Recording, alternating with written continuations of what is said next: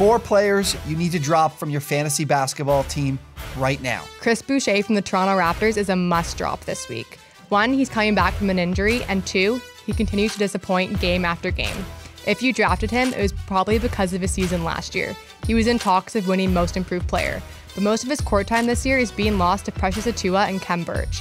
Last game, he only played for 5 minutes with 1 field goal and 1 3-point. He's currently averaging 5.2 points, 4.2 rebounds, 0.4 assists, and 1.2 blocks, which is below average.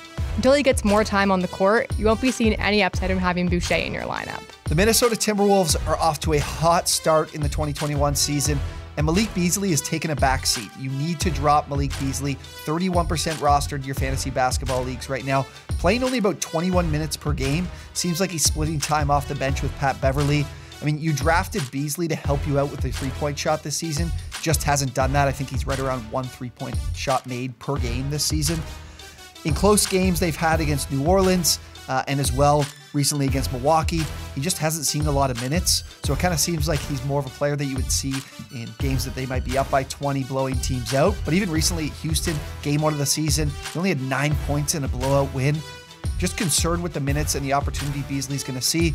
And overall, you play him for 3-point attempts and 3 points he's going to make. He's just not taking them because he's not seeing enough minutes. I would definitely be looking to drop him and looking elsewhere to help you out in that category. A must drop this week is Kevin Porter Jr. from the Houston Rockets.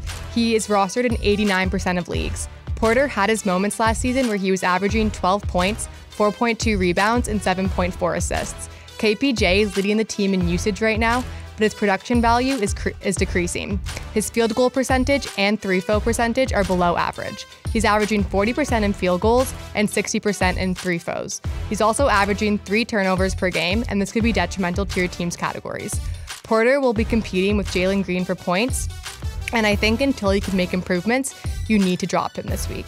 Look, I know it's tough to drop players that have that center eligibility, but I really do think that Larry Nance is someone you need to consider dropping this week. He's 37% rostered in your fantasy basketball leagues right now, and the same goes here as it was for Malik Beasley. The minutes just aren't there. He hasn't exceeded 20 minutes in a game this season more than once. Just in 1 game this season, he had that happen. He can't really be that dependable backup you thought he was heading into the season, and really what it's going to take for him to push those minutes and get some more opportunity is an injury to the oft-injured Jusuf Nurkic. But at this point, he's healthy. He's just not getting into the rotation. Even Cody Zeller has more minutes than him, and Zeller's been more efficient from the field. He's rebounded better.